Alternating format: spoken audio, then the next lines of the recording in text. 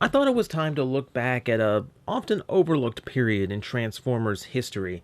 See, back in the late 80s, the action figure aesthetic was changing. The heroes were getting bigger and beefier, the villains were getting more alien and disgusting, and Transformers really didn't have a foothold in any of that as their market was struggling to stay alive. So, idea. Let's make those types of figures, but we'll make Transformers that can store inside them. Two action figures in one, we still make our robots and we still cash in on the new trend. Oh boy, did it not work. And you might see why by the end of this review. So we are going to take a look at one of the earlier Pretender figures, Submarauder, a Decepticon who, you can probably guess by the name, is water related, but you might not be able to guess what the vehicle mode is just by looking at it. Yeah, he's supposed to be a submarine.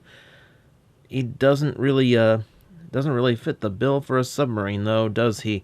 From all angles, it's really hard to tell because there's not a whole lot of proper aesthetic going on for his vehicle mode. You do have a cockpit there at the beginning. It's about the only vehicle detail I can specifically point out, and it's not a whole lot. You have the vague semblance of stabilizer fins here in the back, and maybe a water intake here, maybe some turbines in the back, though they don't really have any kind of fan shape to them, so I don't think so. Also, there's a giant gun sticking out of the back, so it probably isn't going to make them very effective. Now, shape-wise, he's vaguely, I don't know, vaguely Man of War, vaguely Stingray. Not a whole lot. Hopefully that's what they were going for. I don't think they were going for much, because if I flip him upside down, you can tell he's not really transformed. He's more or less just doing an extreme yoga position. It's not the most convincing of vehicle modes, and that's one of the reasons why Pretenders really didn't go over so well. Even now, they kind of have a hard time finding a niche among collectors, though I do find fans of them every now and then. Believe it or not, this is one of the better examples. See, I'm going to start transforming him now so we can get this purple and teal little guy into something a little bit more talkable. By talkable, I mean get him inside his shell as quickly as possible. But on a lot of those old Pretenders, if you lost the weapons, you were out of vehicle mode because they relied on having those parts. You know, if you had a jet and you lost one of his guns, well, all you have is an Autobot doing Pilates, and that's not a jet anymore. But at least Submarauder keeps most of his silhouette, even if you lost the gun. But hey, that was vehicle mode. We're in robot mode now. And here's another reason why Pretenders didn't really take off. There's really not a whole lot of definition to him. He's much thinner and more, just generic looking. In this mode, you really can't see any of his intended vehicle. There's really no carryover from the personality of one mode to the next. All you really have is that cockpit painted on, and it kind of just looks like a weird tramp stamp here. So let's get him into the close-up to give you a look at the head. Now, he does have some kind of an asymmetrical head crest thing going on, but beyond that, there's not a whole lot unique about the head. I'm really disappointed that the eyes are so big, and yet they still didn't paint them in. There's not even stickers there to match it up or do anything proper with them. It just kind of all blends and bleeds into each other, which is not good. He does have stickering detail, a little bit there on the chest, a little bit around the midsection. His Decepticon symbol is peeling, but it's also in a very unfortunate location that I cannot correct the peeling on camera. And then we have the legs, which have the most of the mechanical detailings that you'd expect on a Transformer sticker from the 80s. For the most part, not really a whole lot going on here.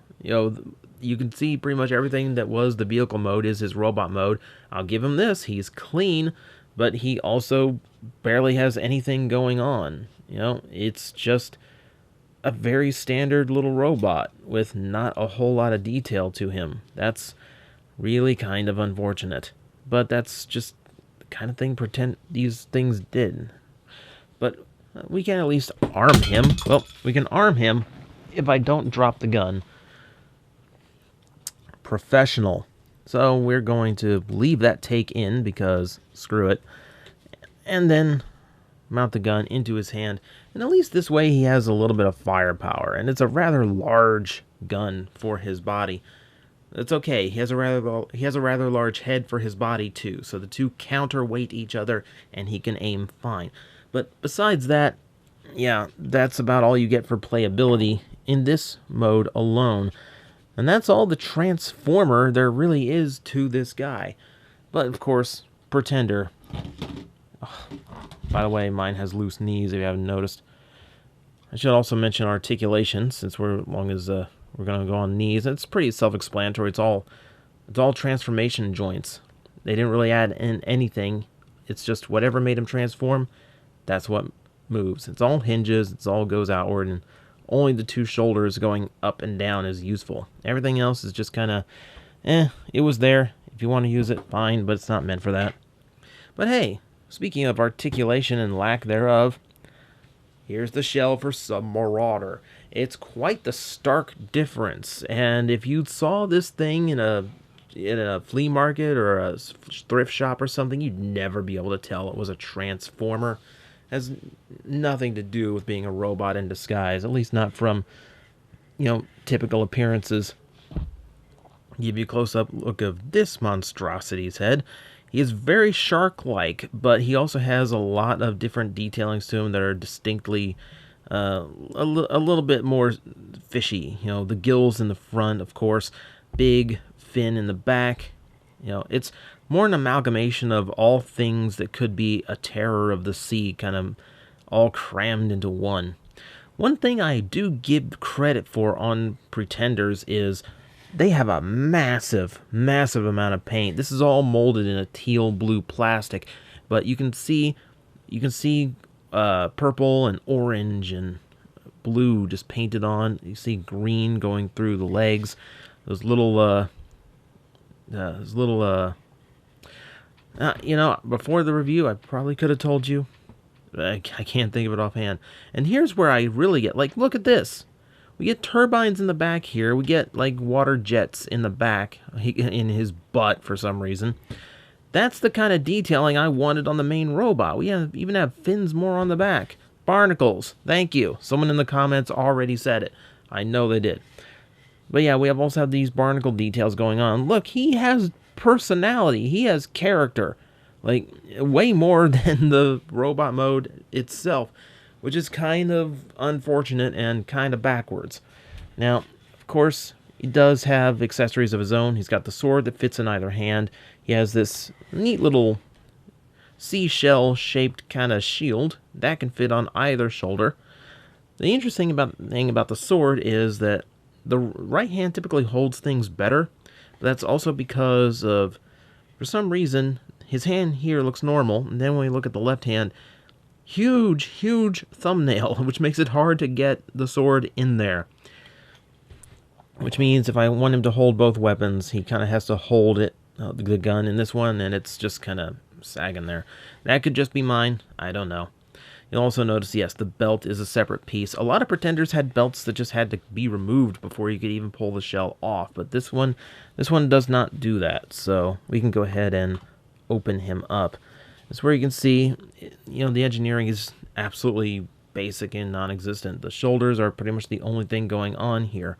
So with that, we can fold this guy up, and we'll half transform him into his storage mode, I guess. In you go.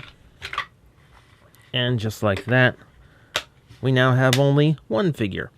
All clips together with very tiny pegs that were prone to breaking. In fact, two of mine are actually broken.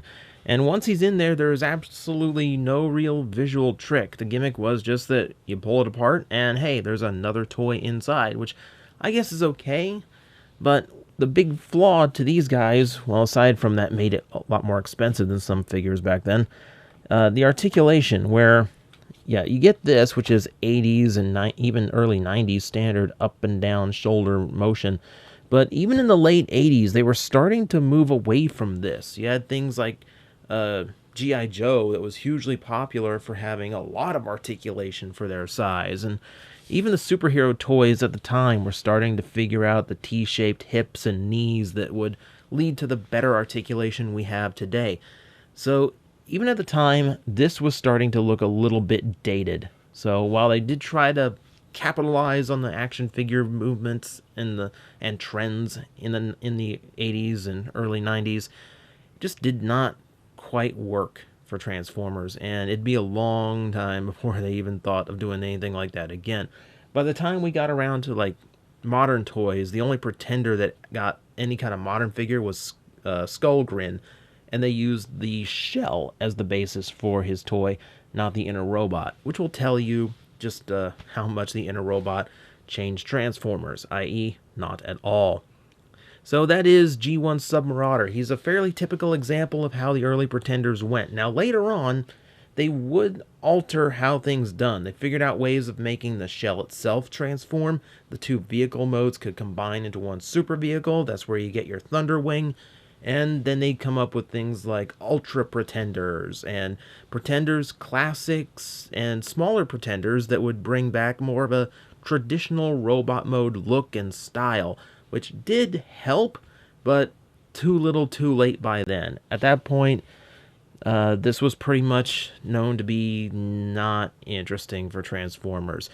And I think that's... I think it's very evident in the fact that there's no third-party Pretender toy, at least as of this video. As much as they've done, no one's touched the Pretender. But hey, that's how things go. Every toy series has its missteps, and this was probably a pretty big one. But I will commend Hasbro for at least being daring and trying something different in a time when they admitted their own formula just stopped working. And I'm not going to lie, sometimes I kinda wish they had that spirit today.